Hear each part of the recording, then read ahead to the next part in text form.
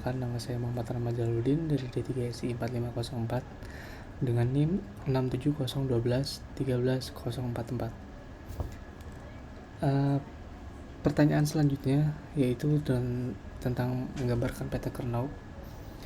Nah, di sini kita mempunyai tabel yang sama seperti tadi, cuman dengan hasil yang berbeda.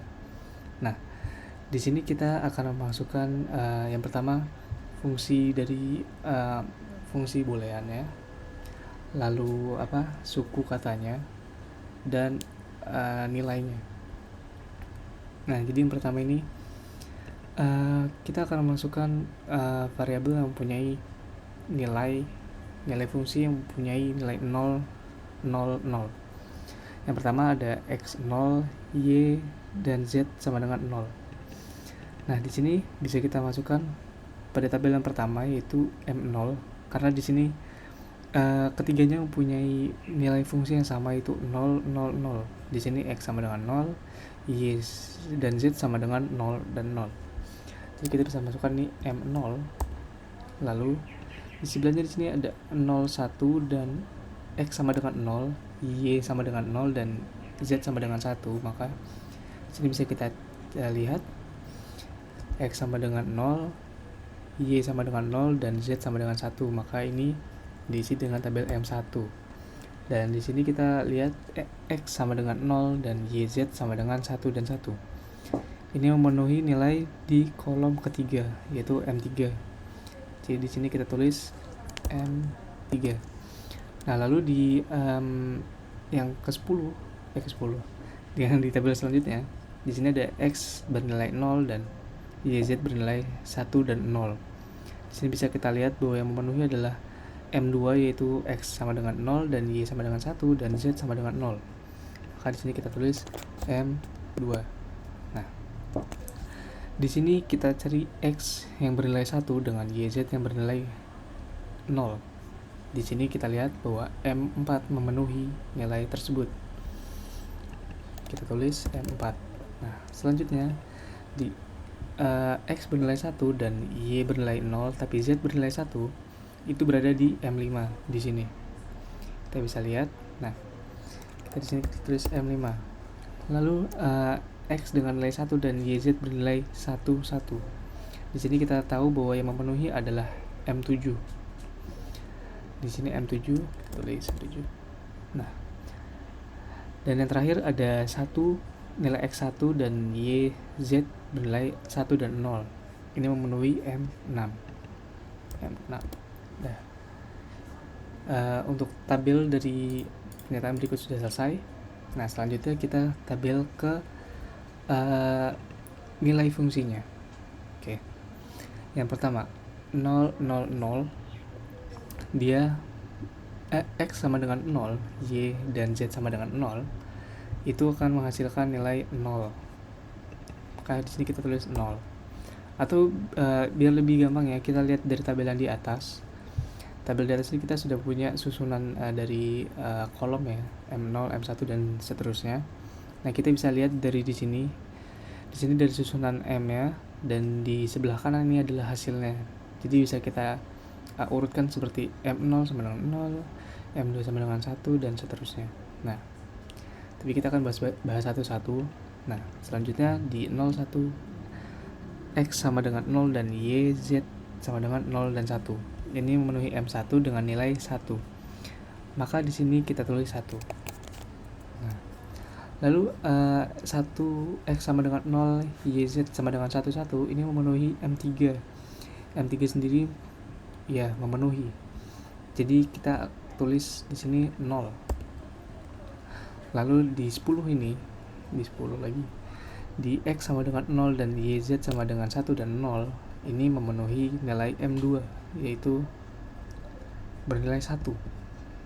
Nah, begitu terus kita cara penulisan peta Kernow-nya. Selanjutnya di sini kita tuliskan yang M4, M5, M7 dan M6. Di sini M4 bernilai 1, M7 bernilai 0.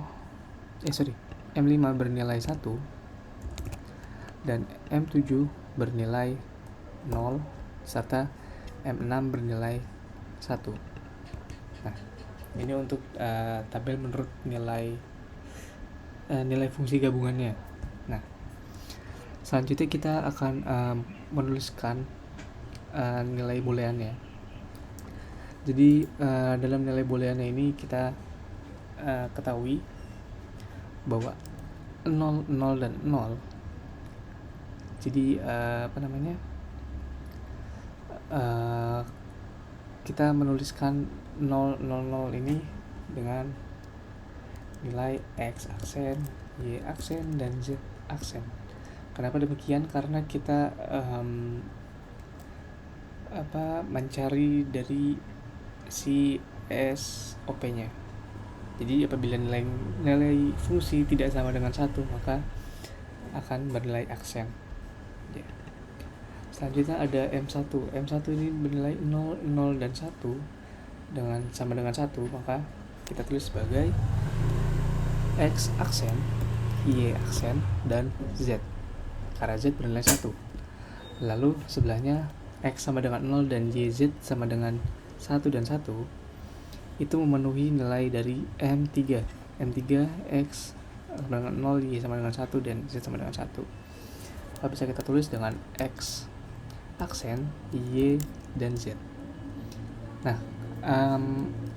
dari sini kita tahu kalau misalnya mencari SOP, kita melihat saja dari nilai yang ada bahwa misalnya si nilai X sama dengan 0, maka X langsung aksen. Nah, seperti ini. Kita contohin di sini. X-nya sama dengan 0, YZ sama dengan 10. Kita bisa lihat bahwa si X ini itu berada di si kolom ini. Ya, pokoknya si kolom ini itu berada di tabel X0 dan tabel YZ 10. Nah, jadi kita bisa tulis karena X sama dengan 0, jadi X aksen, dan Y sama dengan 1, maka Y saja, dan Z sama dengan 0 adalah Z aksen. Nah, begitu pula dengan tabel yang bawah, kita lihat X1 dan YZ sama dengan 0 dan 0 yang memenuhi nilai M4, sehingga kita bisa tuliskan dengan X saja dan Y aksen, Z aksen, karena Y dan Z bernilai 0. Lalu untuk nilai dari X sama dengan 1 dan YZ sama dengan 0 dan 1, kita bisa menuliskan dengan X, Y aksen, dan Z, karena Y dan Z bernilai 1. Lalu untuk selanjutnya ini bernilai sama-sama 1, jadi kita bisa tulis dengan X, Y, Z. Lalu untuk yang tabel terakhir ini kita bisa lihat bahwa bernilai 1, 1, dan 0. Maka kita bisa tulis dengan X, Y, dan Z aksen. Nah, begini kurang lebih cara membuat perintah Carnot yang sesuai dengan fungsi boolean. Jadi kurang lebihnya mohon maaf apabila ada kesalahan dalam penjelasan atau mungkin bahasa saya sulit dicerna. Kurang lebihnya mohon maaf. Wassalamualaikum warahmatullahi wabarakatuh. Terima kasih.